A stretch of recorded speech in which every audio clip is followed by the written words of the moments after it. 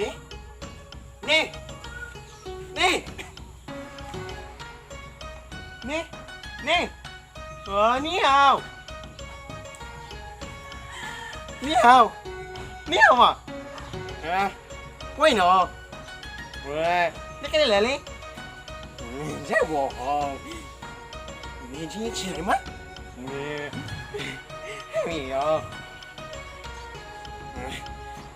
让我们来看情况。姐姐，但是我们啊，you can。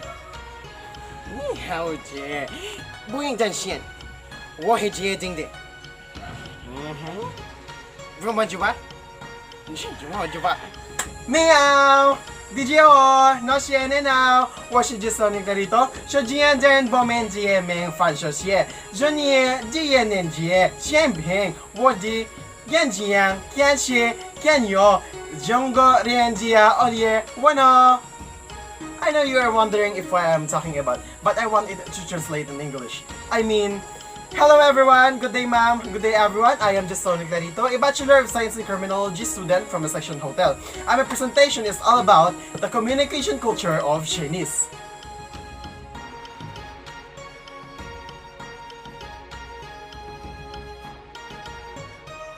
As a simple background, China is one of the world's known country even before and until the present. People from this country, all known as the Chinese, are filled with a different culture and communication. And yes, that is true. Chinese, on the other hand, regard communication as an integral aspect of building and maintaining long-term relationships. Chinese culture, verbal communication, is most accurately interpreted in the context of nonverbal communication, such as gestures, stance, and tone. But this is just only the beginning. We're not done yet.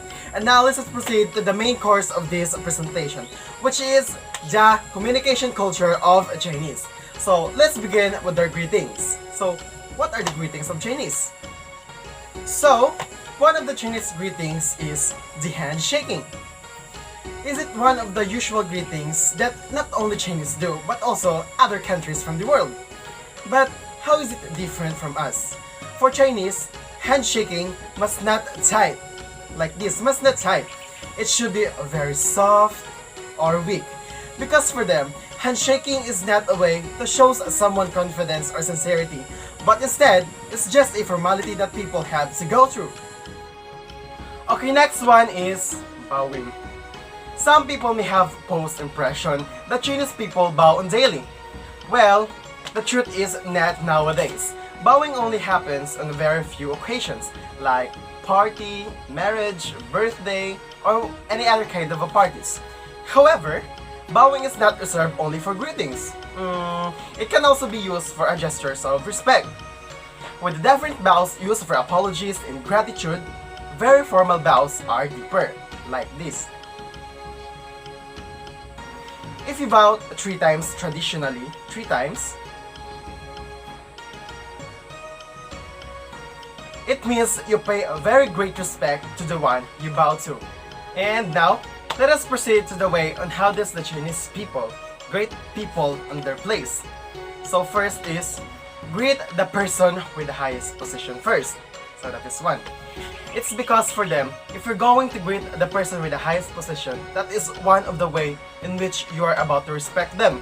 For example, the boss and his wife. So, you must greet first the boss before his wife. Second one, you must greet first the adult or the senior before the juniors. It's because for them, if you're going to greet the adult or the seniors first, it shows that you are respecting them as a person. And now, we will talk about their negotiations.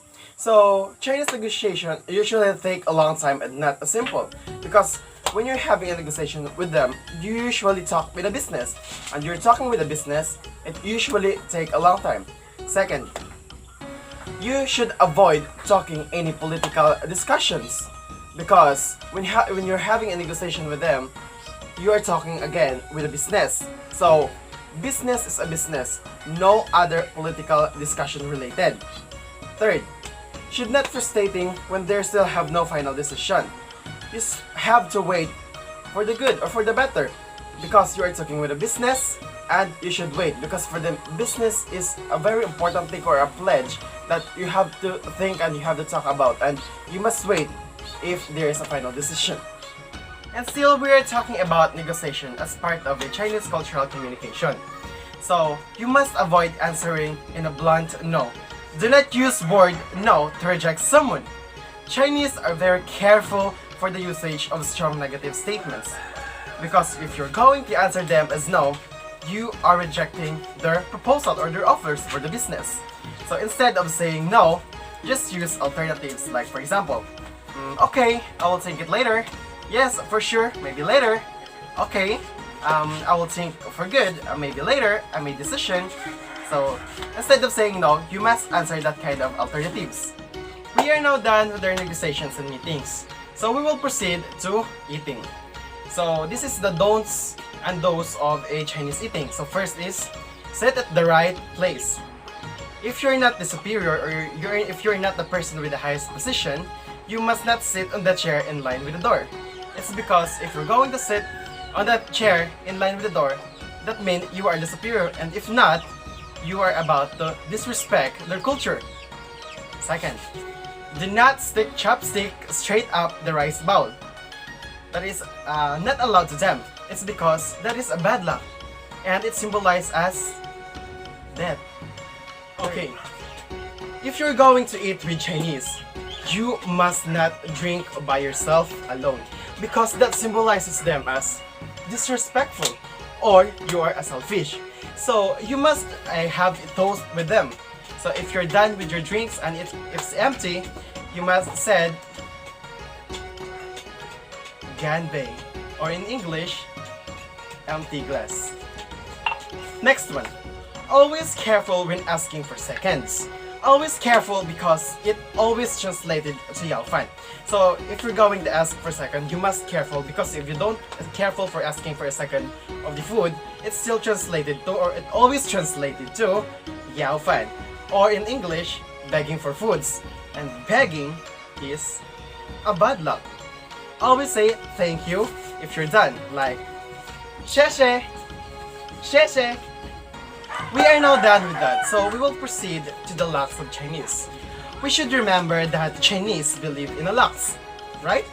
So, especially in a bad luck. And one of the bad lucks that Chinese believe is the number 4. Number 4 for them is a forbidden number, which symbolizes as death. Also, knives and other little utensils is a bad luck for them. It's forbidden with them.